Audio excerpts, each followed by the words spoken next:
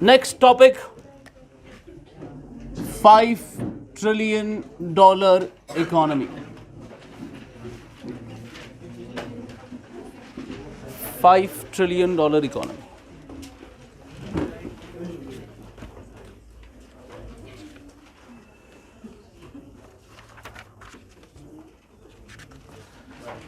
Now this is a mains oriented topic, so we have to cover it like that only. ये $5 trillion का भूत शुरू कब से हुआ? बजट 2019 से। अब देखिए, हर साल बजट और इकोनॉमिक्स सर्वे आता है, तो ये दो चीज़ें हैं जो इकोनॉमिक्स का प्राइम सोर्स मटेरियल है एग्ज़ाम क्वालिफाई करने के लिए। जिस साल भी आप एग्ज़ाम देने जाएंगे, उस साल और उससे पीछे वाला साल, 2 साल का बजट और 2 साल का economics survey at least you have to study.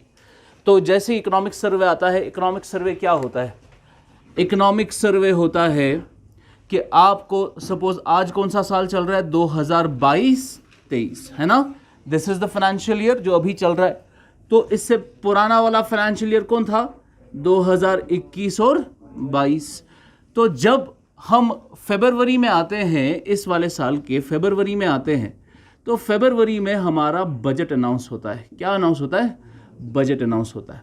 Budget announce होने का क्या मतलब है? बजट यानी फरवरी में ये अनाउंस हो जाता है कि आने वाले साल के लिए गवर्नमेंट का क्या खर्चा होगा और क्या आमदनी होगी, गवर्नमेंट कितना खर्चा करेगी, कहाँ कहाँ खर्चा करेगी और वो कितने टैक्सेस जमा करेगी वगैरह वगैरह। तो बजट किस साल के लिए होता है? आने वाले साल के लिए। लेकिन जब आपको आने वाले साल के लिए डिसीजन लेना है, उससे पहले आपको ये पता होनी चाहिए कि मैंने पिछले साल क्या किया है ना? तो आने वाले साल के लिए डिसाइड करने के लिए you need to have some data about the preceding year. तो हम प्रीसीडिंग ईयर का डेटा देते हैं इन द इकोनॉमिक सर्वे। तो इकोनॉमिक सर्वे होता है मैंने पिछले साल क्या किया है, बजट होता है मुझे आने वाले साल के लिए क्या करना है। समझ गए आप? तो जो भी हम पढ़ेंगे $5 ट्रिलियन इकोनॉमी, उसमें ये बजट इकोनॉमिक सर्वे ही इस्तेमाल होगा।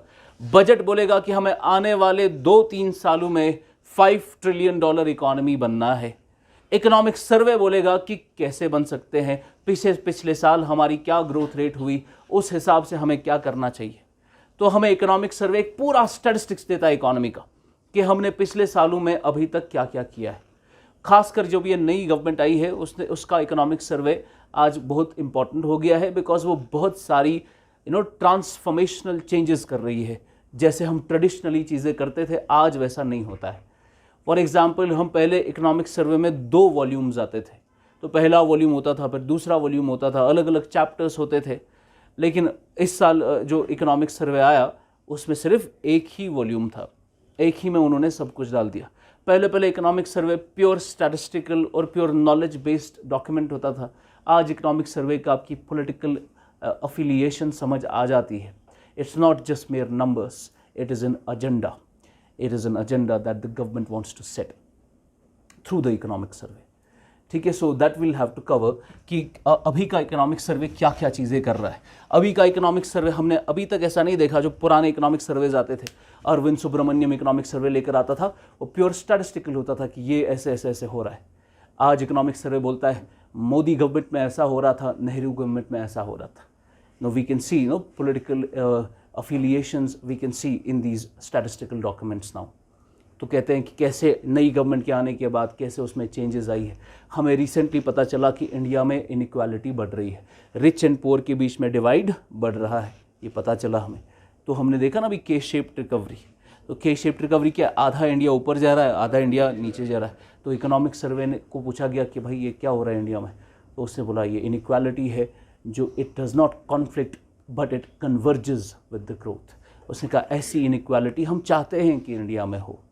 तो आपको समझ आ रहा है कि इकोनॉमिक सर्वे में गवर्नमेंट को हर जगह पर डिफेंड किया जा रहा है। इसीलिए इस बार का economic survey it is not क्या कहते हैं उसको, held seriously by the Giants, economic Giants. जो इकोनॉमी के बड़े बड़े इकोनॉमिस्ट है, वो इकोनॉमिक सर्वे को अब सीरियसली नहीं लेते, बिकॉज आपको सीधे पता चलता है हर एक लेवल पे it is trying to defend the government. ठीक है, तो इकोनॉमिक सर्वे का कोई ऐसा आइडिया नहीं होना चाहिए था कि it defends a particular party और नॉट। इसका प्योर स्टैटिस्टिकल ओरिएंटेशन होनी चाहिए थी कि ऐसा हो रहा है इकॉनमी में, पिछले साल से अभी तक ऐसा हुआ है।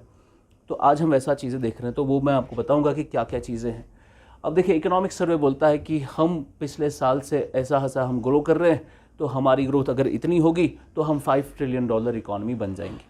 ये $5 ट्रिलियन इकॉनमी बनाने की बात इकोनॉमिक सर्वे भी करता है और बजट भी करता है। सबसे पहले ये बात किसने की? बजट ने। ये बजट में आपको अलग से पढ़ाऊंगा जब हम फिस्कल पॉलिसी उठाएंगे। तो बजट जब 2019 का आया, उन्होंने $5 ट्रिलियन इकॉनमी की बात की। तो $5 ट्रिलियन इकॉनमी है, रुपीज़ नहीं है, ये डॉलर है। आपको $5 ट्रिलियन इकॉनमी बनना है। तो इंडिया एट प्रेजेंट कितने डॉलर की इकॉनमी है? It is close to $2.9 trillion economy. तो we have to grow continuously to achieve a $5 trillion market valuation. तो आपकी बजट 2019 ने कुछ डेटा दिया और हमें कहा कि हम $5 ट्रिलियन इकॉनमी कब तक अचीव कर सकते हैं। तो हम लिखेंगे budget 2019 and draw this table with me. Table में लेफ्ट हैंड से आप लिखेंगे ईयर और राइट हैंड से जीडीपी इन ट्रिलियन डॉलर्स। यहाँ से लिखेंगे हम ईयर, यहाँ से लिखेंगे हम जीडीपी इन ट्रिलियन डॉलर्स।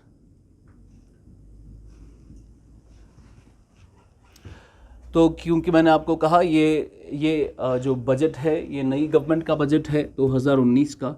इन्होंने 2014 से ही डेटा लिया है, 2015 2016 ऐसे करते करते।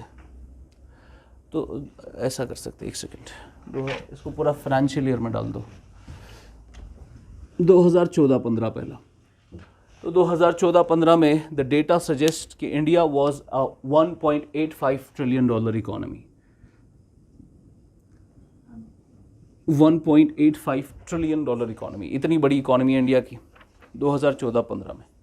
2018-19 में 2018-19 में India was a $2.7 trillion economy. 2.7 trillion dollar. उसके बाद 2019-20 में उसमें कुछ चेंजेस आई फिर, और India became 2.9 trillion economy.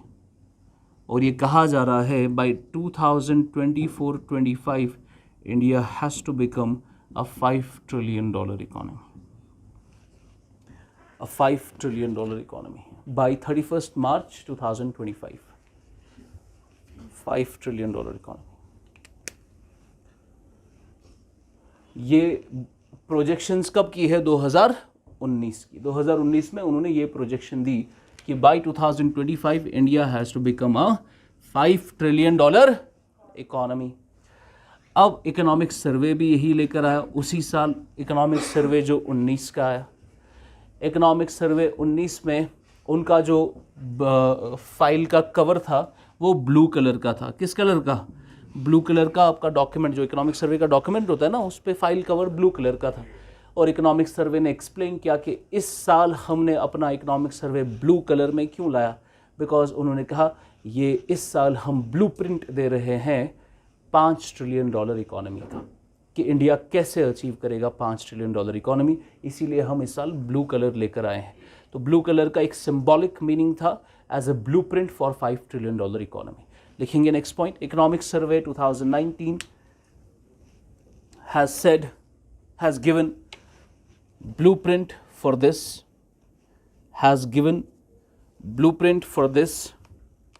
and said, inverted commas begin, we kept the cover of this survey and said we kept the cover of this survey in sky blue color,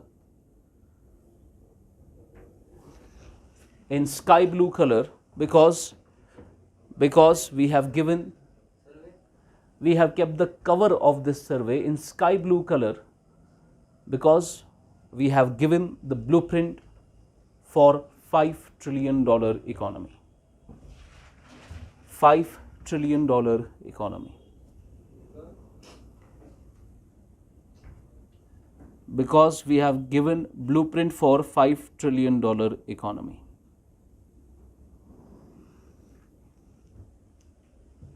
अब देखिए, रघुराम राजन जैसे ही ये इकोनॉमिक सर्वे 2019 का आया ना, economic survey 2019 ने क्या कहा, ये ब्लूप्रिंट है किसका, $5 ट्रिलियन इकोनॉमी का।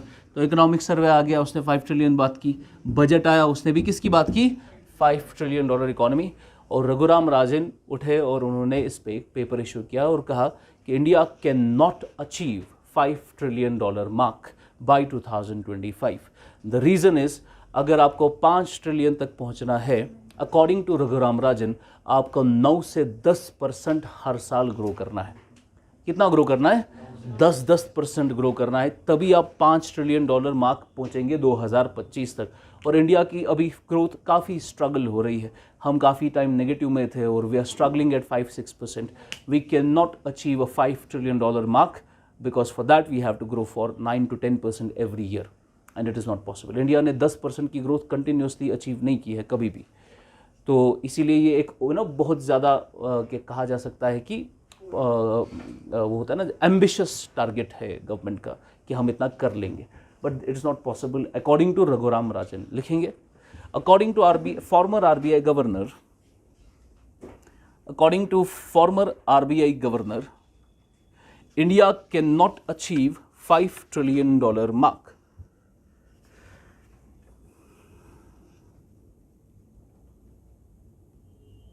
$5 trillion mark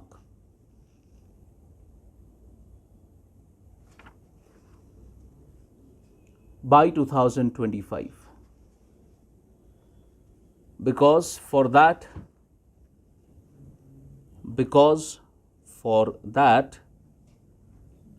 we will have to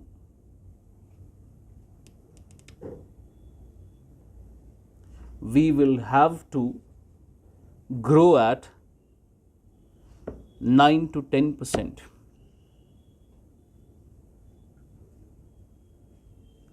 We will have to grow at 9 to 10% annually. We would have to grow at 9 to 10% annually. ठीक है? Now, अगर रघुराम राजन का मानना है we would not be able to do it, then how can economic survey or budget say we can?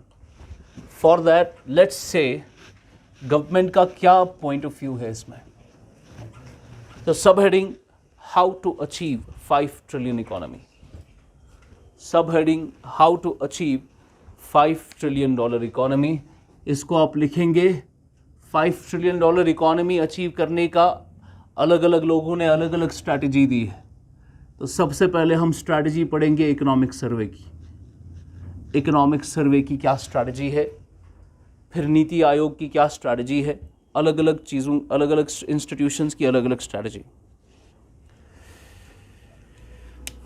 देखो, मैं आपको directly बताना चाहूँगा कि हम कैसे 5 ट्रिलियन इकोनॉमी अचीव करेंगे according to economic survey.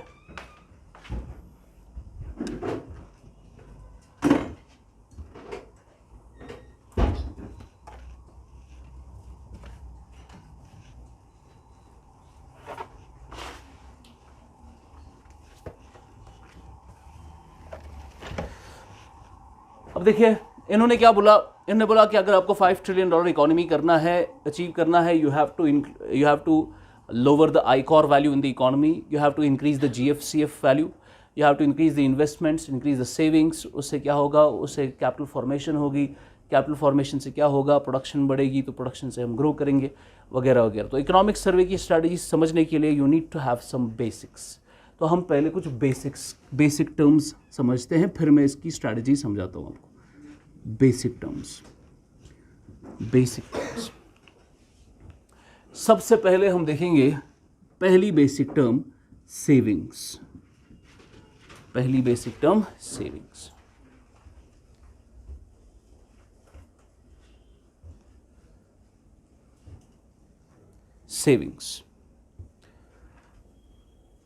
Saving क्या होता है? सेविंग होता है कि आपकी इकोनॉमी में, for example this is a particular house hold, इस हाउस होल्ड में इसका इनकम जितना है, उस इनकम में सपोज 100 रुपये का इनकम है, इसमें 100 रुपये का कुछ कंज्यूम हो जाता है ना, 100 रुपये में वो कुछ खर्चा कर लेते हैं, तो बचा कुचा जो है वो क्या हो जाएगा, सेव, वो हो जाएगा सेव। तो जो आपका इनकम है उससे जो आप कुछ खर्चा करते हो उसको निकाल कर आपको जो बचेगा वो है सेविंग्स। इसको हम इकोनॉमी में कहते हैं saving is an income excess of consumption. Saving is an income excess of consumption, यानी अगर आपका इनकम 100 रुपये है और आपका कंजम्पशन 80 रुपये है तो कंजम्पशन 80, इनकम 100, तो आपकी सेविंग्स 20 रुपये की। सो सेविंग क्या है? It is an income excess of consumption, यानी इनकम में से कंजम्पशन निकालो, जो बचेगा वो आपकी सेविंग्स है। लिखेंगे number 1 savings. Saving, it is the income excess of consumption. It is the income excess of consumption, excess of consumption। ठीक है, अब सेव कौन कौन कर सकता है? क्या सिर्फ प्राइवेट लोग ही सेव करते हैं? गवर्नमेंट भी सेव करती है, ठीक है ना। सेविंग्स दोनों की होती है, प्राइवेट सेक्टर की भी और गवर्नमेंट पब्लिक सेक्टर की भी। लिखेंगे नेक्स्ट पॉइंट, इट इज सब divided into private savings.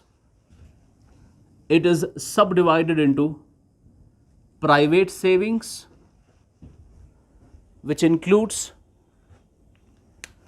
savings by households and business firms, which includes savings by households and business firms, and public savings,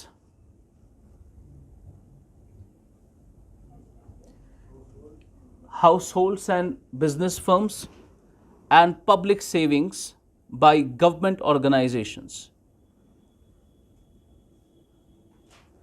By government organizations. Clear है? ये मैं क्यों पढ़ा रहा हूं आपको? बिकॉज हमें 5 ट्रिलियन अचीव करना है ना। 5 ट्रिलियन अचीव करने के लिए इकोनॉमिक सर्वे कहता है the first thing you have to do is increase the savings. Economy में क्या करना है आपको? कुछ नहीं लिखना, मैं लिखाऊंगा सेविंग्स बढ़ानी है। सेविंग बढ़ाने से इकोनॉमी में हम ग्रो ज़्यादा करते हैं, ठीक है, बिकॉज सेविंग से हमारी इकोनॉमी में प्रोडक्शन कैपेसिटी बढ़ती है। अब आप सोच रहे होगे सर सेविंग से कैसे प्रोडक्शन कैपेसिटी बढ़ेगी? वो हमें समझाया हैरोल्ड डुमार ने। इकोनॉमी में जो इकोनॉमी जिसने पढ़ा है, जैसे मास्टर्स किया इकोनॉमी, उसको पता होगा सेविंग जब भी हम करते हैं इकोनॉमी में, saving is equal to investment. Saving is equal to investment. अब देखो फॉर एग्जांपल ये प्राइवेट, मैंने आपको कहा सेविंग आपके प्राइवेट फर्म्स भी कर सकते हैं और पब्लिक भी कर सकती है। प्राइवेट यानी हम हाउस होल्ड या बिजनेस फर्म्स, पब्लिक यानी गवर्नमेंट। तो इकोनॉमी में दोनों सेव कर रहे हैं, दोनों के पास सेविंग्स है। ये सेविंग वो रखते कहाँ पर है? ये सेविंग्स जाती है किसमें? बैंकिंग सेक्टर में। अब बैंक्स के पास इतना सारा पैसा है, हम रोज सेव करते हैं पैसा, बैंक को देते हैं, बैंक उसको क्या करता है आगे? इन्वेस्ट करता है ना। तो जितना आप सेव करोगे वो हकीकत में वो चैनलाइज हो जाता है इन्वेस्टमेंट्स में। तो सेविंग्स बराबर इन्वेस्टमेंट्स की है। तो अगर आपको इकोनॉमी में ग्रोथ चाहिए, आपको ग्रो करना है ना बाई 9 to 10% ग्रोथ चाहिए। ग्रोथ करने के लिए what is it that you require? Production बढ़नी चाहिए। प्रोडक्शन के लिए आपको जो क्या करना है, you have to expand your productive capacity. You have to expand your productive capacity. For example ये है हमारी प्रोडक्टिव कैपेसिटी, हम इतने बच्चों को केटर कर सकते हैं इस कैंपस पे। सपोज हम 100 बच्चों को केटर कर सकते हैं, तो हमारी प्रोडक्शन है 100 बच्चों के लिए। लेकिन अगर हमें प्रोडक्शन अपनी बढ़ानी है, ग्रो करने के लिए प्रोडक्शन बढ़ानी है, हमें अपनी प्रोडक्टिव कैपेसिटी बढ़ानी है, हमें 100 बच्चों की जगह 200 बच्चों को केटर करना है, उसके लिए आपको इंफ्रास्ट्रक्चर चाहिए, उसके लिए आपको इन्वेस्ट करना पड़ता है। और इन्वेस्टमेंट कहाँ से आती है? सेविंग से आती है। समझा? तो होगा ये, सेविंग से हम अपनी इन्वेस्टमेंट बढ़ाएंगे, इन्वेस्टमेंट से हमारी प्रोडक्टिव कैपेसिटी बढ़ेगी। तो कैपेसिटी कैसे बढ़ती है? कैपेसिटी बढ़ती है जब आप इंफ्रास्ट्रक्चर डेवलपमेंट करते हो, जब आप फिजिकल एसेट्स, बिल्डिंगें, सड़कें, रोड्स, रेलवेज, एयरपोर्ट्स, ये है आपका इंफ्रास्ट्रक्चर। इसी से प्रोडक्टिव कैपेसिटी बढ़ेगी। तो प्रोडक्टिव कैपेसिटी बढ़ाएंगे तो उससे ओवरऑल प्रोडक्शन बढ़ेगी, प्रोडक्शन बढ़ाएंगे तो ग्रोथ बढ़ेगी। तो यही आपका ग्रो करके आपको देगा $5 ट्रिलियन इकोनॉमी। ये पहली स्ट्रैटेजी है इकोनॉमिक सर्वे की कि आपको क्या बढ़ाना है? सेविंग। और सेविंग से क्या बढ़ेगी? इन्वेस्टमेंट। तो इन्वेस्टमेंट देखते हैं, सब हेडिंग दूसरा, इन्वेस्टमेंट्स।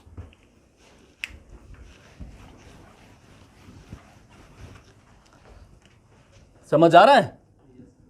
Investments, investments.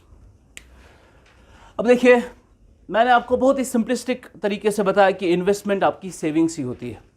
अब देखिए, ये फॉर एग्जांपल इंडिया है। इंडिया में हम जो पैसा सेव कर रहे हैं, 2 सेकंड के लिए मान लो 100 करोड़ हम सेव कर रहे हैं, तो हमारी इंडिया में इन्वेस्टमेंट भी कितनी होनी चाहिए? 100 करोड़ की होनी चाहिए ना। अभी क्या मैंने कहा, सेविंग बराबर किसकी होती है? इन्वेस्टमेंट की। तो आपको इन्वेस्टमेंट निकालनी है, आप चेक करो कि सेविंग्स कितनी है। तो हम ये लेकिन दिए देख रहे थे कि अगर इंडिया में सेविंग, जैसे फॉर एग्जांपल हमने रिफॉर्म्स पीरियड के टाइम भी इंडिया सेविंग कितना करता था? 37% की सेविंग करता था, यानी 37% of the GDP was saved by India. तो इंडिया में इन्वेस्टमेंट भी कितनी होनी चाहिए थी? 37% ऑफ द जीडीपी। यानी अगर आपका जीडीपी है 200 करोड़, लाख करोड़, उसका 30% of the value was invested to create some infrastructure. So this is the idea कि अगर आप 37% आप सेव कर रहे हो तो इन्वेस्टमेंट भी कितनी होनी चाहिए? 37%। लेकिन हमने देखा कि सेविंग तो आपकी 37% थी, लेकिन इन्वेस्टमेंट आपकी 39% थी। इन्वेस्टमेंट आपकी ज़्यादा थी। तो ये ज़्यादा इन्वेस्टमेंट आपको कैसे मिली? ज़्यादा ये मिली कि सेविंग तो थी 37, सेविंग के साथ साथ कुछ और भी पैसा था। ये पैसा क्या है? ये वो पैसा है जो बाहर से इंडिया में आया है इंफ्रास्ट्रक्चर डेवलपमेंट के लिए, फिजिकल एसेट्स बनाने के लिए। तो हम बाहर से जो पैसा लाते हैं, जो बाहर से नेट अंदर आता है पैसा, इनफ्लो, वो भी आपको इसमें ऐड करना है। ये दो मिलकर आपको क्या देंगे? Investments in the economy. तो इन्वेस्टमेंट सिर्फ हमारी डोमेस्टिक सेविंग नहीं होती, इन्वेस्टमेंट से हम बाहर की इन्वेस्टमेंट भी ऐड करते हैं, वो इन्वेस्टमेंट जिससे इंडिया में फिजिकल इंफ्रास्ट्रक्चर बढ़ता है। समझ गए आप? तो total investments in India is equal domestic savings plus the money inflow. लिखेंगे investments is equal to domestic savings plus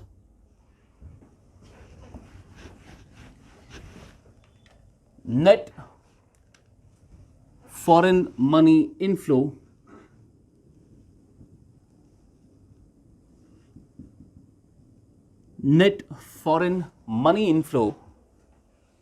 which is put in the creation of real physical assets, which is put in the creation of real physical assets, real physical assets like machines, buildings, roads, bridges, airports, etc. etc.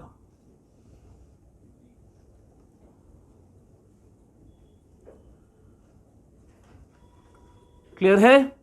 इतना clear हुआ? Okay. अब देखो, अगर आप economic survey की असल language देखेंगे ना उन्होंने सेविंग की बात की है प्रिसाइसली, ना इन्वेस्टमेंट की। उन्होंने बात की है एक तीसरी टर्म की जिसको हम जीएफसीएफ कहते हैं। उन्होंने कहा आपको इकोनॉमी में जीएफसीएफ बढ़ाना है। What is GFCF? It is gross fixed capital formation. This is what we want in economics. Gross fixed capital formation, gross fixed capital formation, यानी टोटल कितना कैपिटल फॉर्मेशन हो रहा है। कैपिटल फॉर्मेशन यानी formation of capital goods, capital goods यानी infrastructure. तो जब हम सेव कर रहे थे, सेव करने की वजह से हम क्या उसको कर रहे थे? Invest.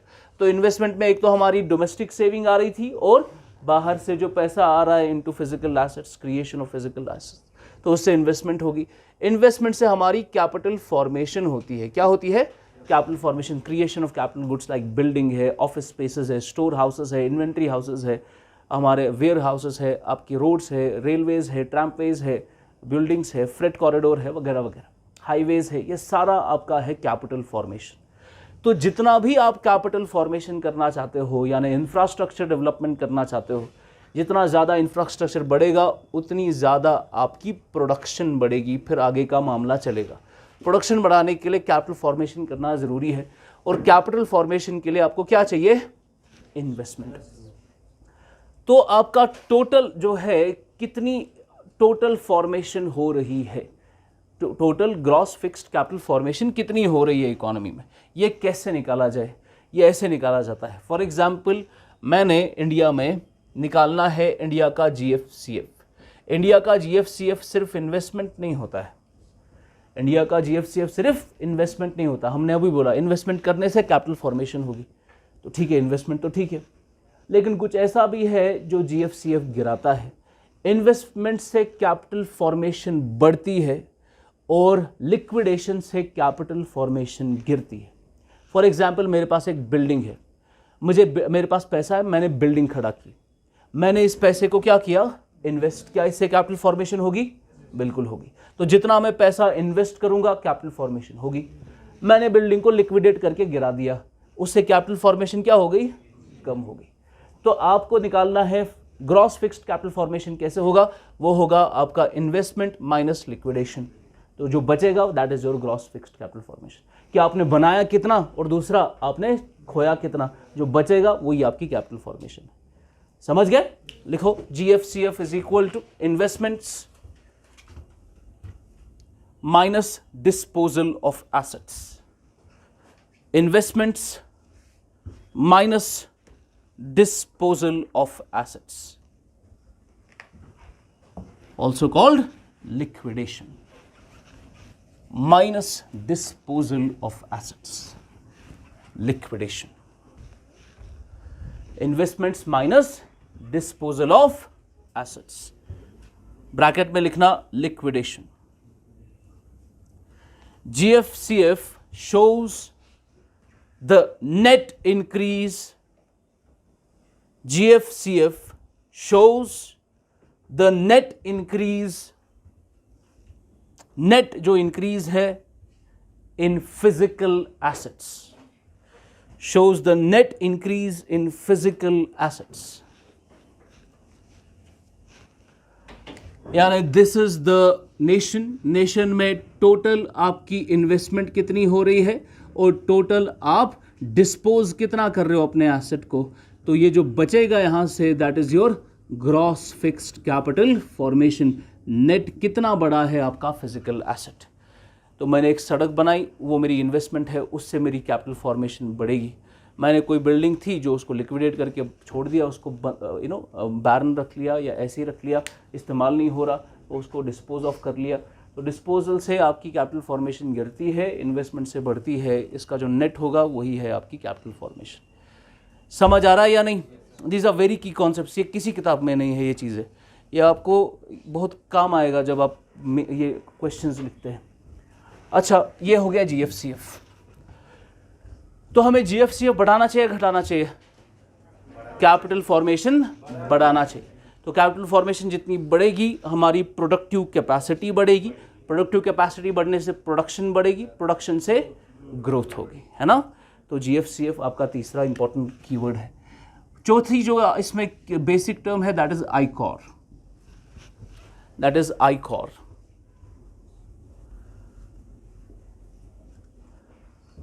Incremental capital output ratio,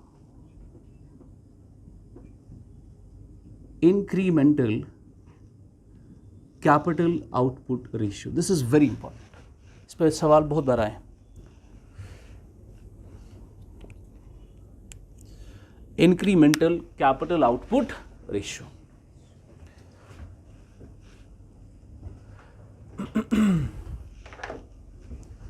देखो what is incremental capital output ratio? For example, मुझे इन्वेस्टमेंट करनी है, क्या करनी है? इन्वेस्टमेंट करनी है। इन्वेस्टमेंट करने से हम इन्वेस्टमेंट किस में करते हैं?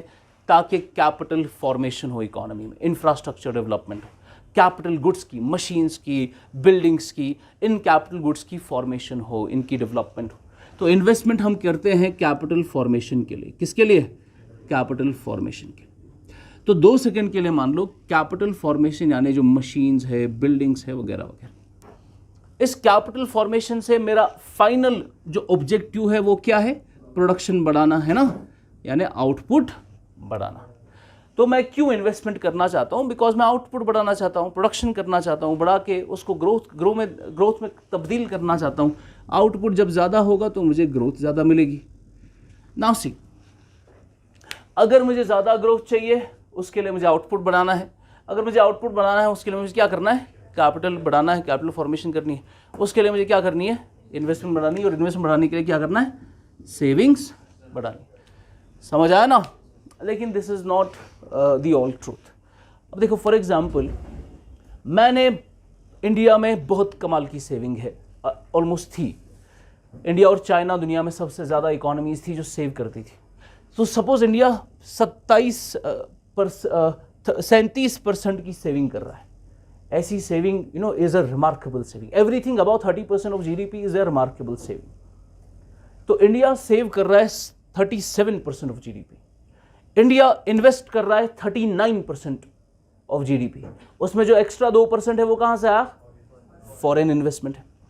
तो इंडिया ने सेव 37 किया, इन्वेस्ट 39 किया, जो एक्स्ट्रा है वो बाहर से इन्वेस्टमेंट्स आई। उसकी वजह से इंडिया ने क्या बनाया? कैपिटल इंफ्रास्ट्रक्चर, बिल्डिंग्स, मशीन्स बनाई। अब बिल्डिंग्स बनाने के बाद आपको मकसद है आउटपुट बढ़ाना। तो एंड गेम तो आपकी आउटपुट ही है। जब तक आउटपुट नहीं बढ़ेगा तब तक सिर्फ कैपिटल फॉर्मेशन करने से कोई फायदा नहीं। कैपिटल फॉर्मेशन करने का मकसद यह है कि आपको एंड प्रोडक्ट यानी आउटपुट बढ़ाना है। अब सवाल यह है, मुझे कितना कैपिटल चाहिए एक यूनिट आउटपुट बढ़ाने के लिए? मुझे कितना कैपिटल चाहिए एक यूनिट आउटपुट बढ़ाने के लिए? अगर मुझे for example 10 units of capital चाहिए, 10 यूनिट्स ऑफ कैपिटल चाहिए एक यूनिट आउटपुट बढ़ाने के लिए, एक यूनिट आउटपुट बढ़ाने के लिए, आप इस सिचुएशन को कंपेयर करो जहां पर मुझे सिर्फ 4 यूनिट्स ऑफ कैपिटल चाहिए एक यूनिट आउटपुट बढ़ाने के लिए। मुझे बताओ इन दोनों में से बेहतर सिचुएशन कौन सी है? Second situation. यहां पर मुझे 10 यूनिट्स ऑफ कैपिटल चाहिए to increase the output by 1 unit. यहां पर मुझे सिर्फ 4 यूनिट्स ऑफ कैपिटल चाहिए to increase the output by 1 unit. यहां पर कहा जाएगा कि सेकेंड सिचुएशन में इट इज, यहां पर the capital is more efficient. Capital is more efficient कि सिर्फ 4 यूनिट्स चाहिए एक बढ़ाने के लिए, यहां पर 10 चाहिए थे एक बढ़ाने के लिए। इसी को हम कहते हैं आईकॉर। क्या कहते हैं? आईकॉर। कि आपको कितने कैपिटल के यूनिट्स चाहिए to increase the output by 1 unit. अच्छा मुझे बताओ, आईकॉर जितना आपका कम होगा क्या उतना अच्छा है? जितने आपके यूनिट्स आपको कम लगेंगे एक यूनिट आउटपुट बनाने के लिए, उतना आपकी इकोनॉमी के लिए बेहतर होता है। तो आईकॉर जितना कम होगा, हमें पता चलती है what is the efficiency of capital in the economy. Capital की क्या एफिशिएंसी है? अगर किसी कंट्री का आईकॉर कम है तो वो थोड़े से कैपिटल से आउटपुट बढ़ा लेते हैं। अगर किसी कंट्री का आईकॉर ज्यादा है, उनको ज्यादा कैपिटल चाहिए आउटपुट बढ़ाने के लिए। तो इंडिया में हम क्या चाहेंगे? हमारा आईकॉर क्या हो? कम हो। इंडिया का आईकॉर कम हो। समझा? लिखो आईकॉर, additional unit of capital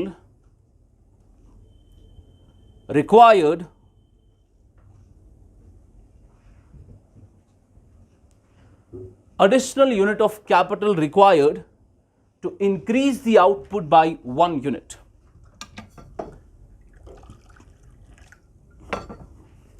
To increase the output by 1 unit.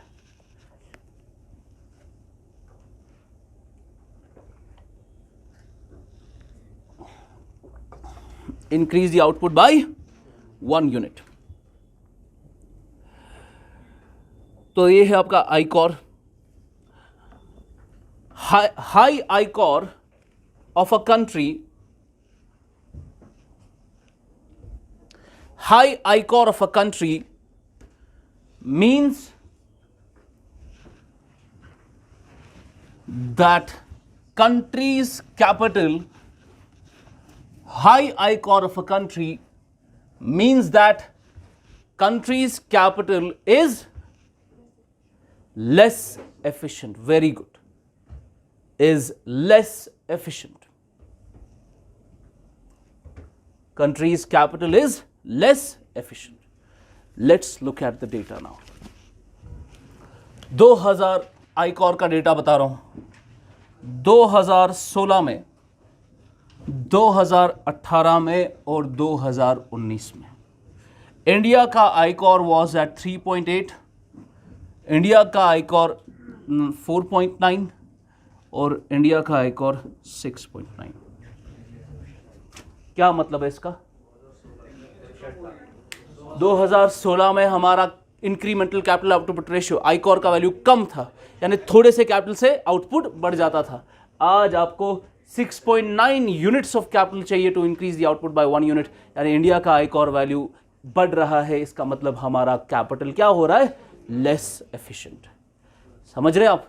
This is how the questions will be. Yeah, I got for example, with reference to ICOR in India, consider the following statements. From 2016 to 2019, India's ICOR value has been increasing. ऐसे सवाल आते हैं, समझ गए आप? So yes, India's ICOR value has been increasing. That would mean second statement ऐसा होगा कि India's capital efficiency is falling. ठीक है, तो आपको बताना है 1 only, 2 only, both या none. समझ आ रहा है? So India का ICOR value is increasing. That means India's capital is becoming less efficient. तो अब हमें क्या करना चाहिए? Now आपका बेसिक क्लियर हो गया, ये बनाया। अब हम देखेंगे इकोनॉमिक सर्वे ने क्या बोला। अब शॉर्ट में जो भी हमने अभी तक पढ़ा उसी को हम एक ही लाइन में डाल देंगे। इकोनॉमिक सर्वे ने कहा we have to mobilize our savings.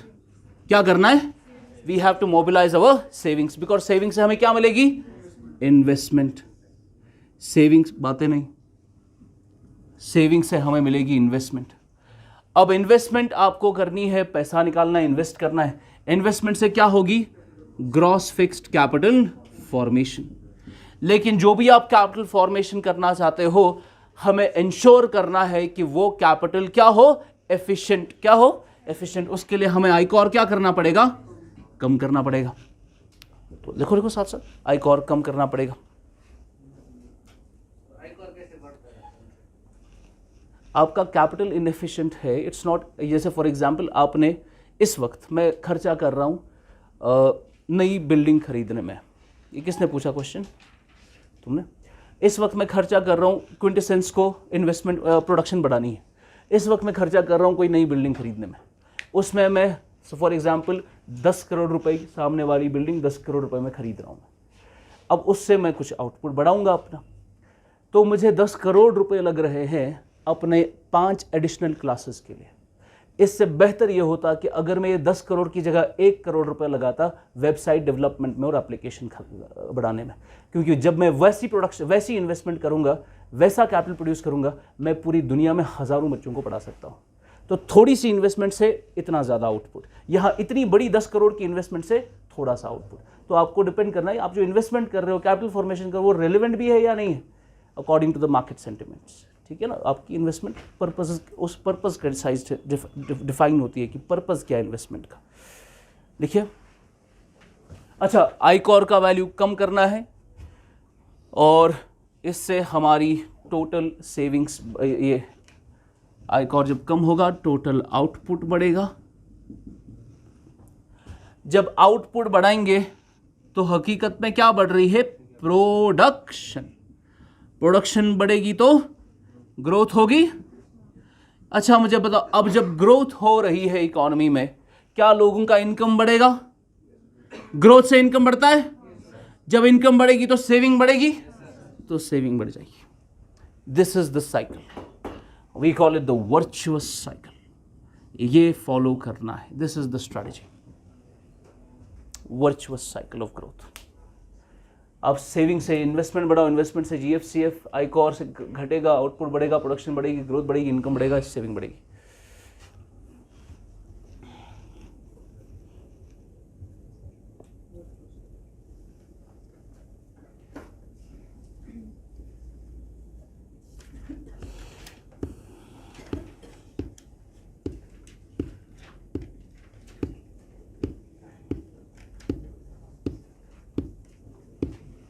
Question देखो, यूपीएससी का ये प्रीलिम्स का क्वेश्चन है।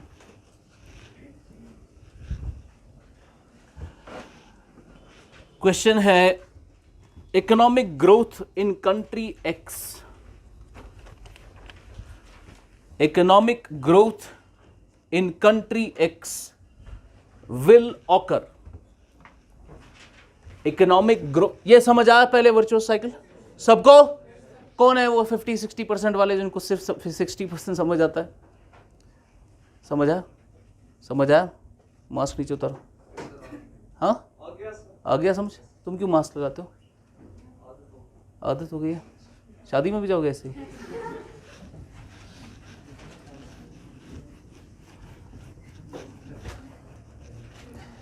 चलो लिखो, economic growth in countries in country X will occur if, economic growth will occur if, number 1, there is technical progress in the world economy.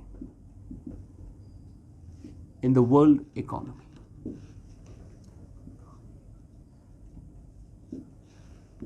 There is technical progress in the world economy. Number 2, there is population growth in country X. Number 3, there is capital formation in country X. Number 4, volume of trade grows in the world economy. Volume of trade grows in the world economy. Volume of trade grows in the world economy. ये IS का question है 2013 का। चलो करके दो। Economic growth in country x बढ़ेगी जब इनमें से कौन सी चीज होगी? ऑप्शन यही है, 1 3 4 कुछ नहीं है, ये 4 ऑप्शन है बस।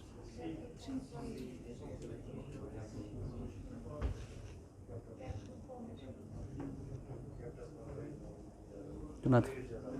जब ट्रेड ज्यादा होगा, यही है ना ऑप्शन, इतना ही है क्वेश्चन, वो सिंपल क्वेश्चन। देखो, you are missing some very important thing, इसलिए अच्छे से सोच समझ के बताओ। क्वेश्चन की हर एक वर्ड सोच समझ के डाली जाती है उसमें। Yes you with mask. First one, there is technical progress in the world economy. अच्छा, उस्मा, पॉपुलेशन ग्रोथ होगी तब सेविंग भी ज्यादा होगी। मुझे बस ऑप्शन बताओ, बाकी मैं बात। आप हाँ, नए बच्चे, ये जो नया बच्चा है, हाँ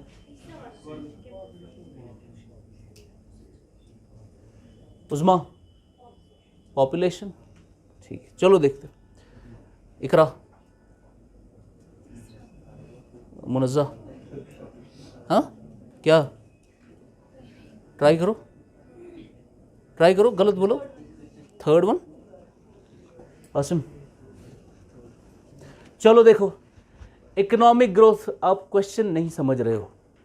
economic growth in country x will increase if, है ना? किसकी बात हो रही है? कंट्री एक्स की बात हो रही है। तो हम कंट्री एक्स में सपोज इंडिया को डाल देते हैं। तो इकोनॉमिक ग्रोथ इंडिया में कब बढ़ेगी? जब दुनिया भर में टेक्निकल प्रोग्रेस होगी। दुनिया भर में टेक्निकल प्रोग्रेस हो रही है, क्या इसका ये मतलब है कि इंडिया में भी टेक्निकल प्रोग्रेस हो रही है? ये आपकी स्टेटमेंट है, एम्बिगस हो भी सकती है, नहीं भी हो सकती है। तो दुनिया में टेक्निकल प्रोग्रेस हो रही है, it's not talking about our country. तो पहली स्टेटमेंट क्या हो गई? गलत। और टेक्निकल प्रोग्रेस जरूरी नहीं है कि it will create economic growth. Technical progress से कभी डिसरप्ट हो जाती है इकोनॉमी, अनएम्प्लॉयमेंट बढ़ जाती है उससे। दूसरा है, if there is population growth in country X. Country X कौन है हमारे लिए? इंडिया। अगर इंडिया में पॉपुलेशन बढ़ेगी तो क्या इंडिया को इकोनॉमिक ग्रोथ मिलेगी? क्या ये नेसेसरी है कि इंडिया में पॉपुलेशन बढ़ने से ग्रोथ मिलेगी? इंडिया की पॉपुलेशन अगर बढ़ भी रही है तो वो हमारे लिए बर्डन भी हो सकता है ना, ताकि अगर वो काम नहीं करेंगे, पॉपुलेशन तो बढ़ रही है लेकिन काम करने के लिए कुछ है नहीं, वो बर्डन क्रिएट कर सकता है। तो ये नेसेसरी कंडीशन नहीं है कि ग्रोथ आएगी इससे, तो ये भी खत्म। चौथा क्या है, volume of trade grows in the world economy. It's not talking about our country, it's talking about the world economy. तो वर्ल्ड इकोनॉमी में अगर वॉल्यूम ऑफ ट्रेड बढ़ रहा है, चलो मान लेते कि इंडिया का भी वॉल्यूम ऑफ ट्रेड बढ़ रहा है, वॉल्यूम ऑफ ट्रेड यानी हमारी ट्रेड बढ़ रही है, उसका ये मतलब नहीं है कि आपका एक्सपोर्ट बढ़ रहा है, उसका ये भी मतलब हो सकता है कि आपका इंपोर्ट बढ़ रहा है। ट्रेड क्या है, एक्सपोर्ट भी और इंपोर्ट भी। अगर इंडिया की, चलो मान लेंगे यहाँ कंट्री एक्स भी होगा, वॉल्यूम ऑफ ट्रेड इंडिया का बढ़ रहा है, तो वॉल्यूम ऑफ ट्रेड ये भी हो सकता है इंडिया इंपोर्ट ज़्यादा कर रहा है, और इंपोर्ट ज़्यादा होने से हमारा डेफिसिट होगा, इससे हमारी ग्रोथ नहीं आएगी। हमारी ग्रोथ कब आएगी, जब एक्सपोर्ट बढ़ता है, जब एक्सपोर्ट बढ़ता है। क्योंकि इंपोर्ट क्या है, जो चीज़ें बाहर बनी हैं उनको आप यहाँ खरीदते हो। एक्सपोर्ट क्या हो गया, यहाँ पर चीज़ें बनाकर बाहर बेचना। तो आपकी ग्रोथ तब आएगी जब क्या बढ़ेगा, एक्सपोर्ट। लेकिन यहाँ पर ऐसा कुछ नहीं बताया जा रहा है एक्सपोर्ट बढ़ रहा है इंपोर्ट बढ़ रहा है, यहाँ पर बोल रहा है वॉल्यूम ऑफ ट्रेड बढ़ रहा है। ये इंपोर्ट भी हो सकता है, और समझ आ रहा है या नहीं, तो ये भी गलत। इसमें एक ही ऑप्शन है, कैपिटल फॉर्मेशन। आप कैपिटल फॉर्मेशन बढ़ाओ, आप ज़्यादा आउटपुट क्रिएट करोगे, ज़्यादा आउटपुट से ज़्यादा ग्रोथ। ये इतना आसान सवाल था, ये भी आपने गलत कर लिया। क्या बंद क्यों कर रहे हो, 10:30 हो गए। एक और question,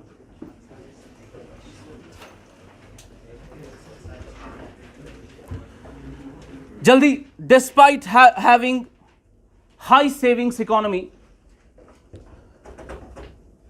despite having a high savings economy, capital formation may not result. Capital formation may not result in output growth. Despite being a high savings economy, capital formation might not result in output growth. Options जल्दी, week administration, दूसरा illiteracy, तीसरा high population density, high population density, और चौथा high आईकॉर। Answer क्या है? This was a question that was asked in IAS 2018. समझ आ रहा है? चलो आज इतना ही।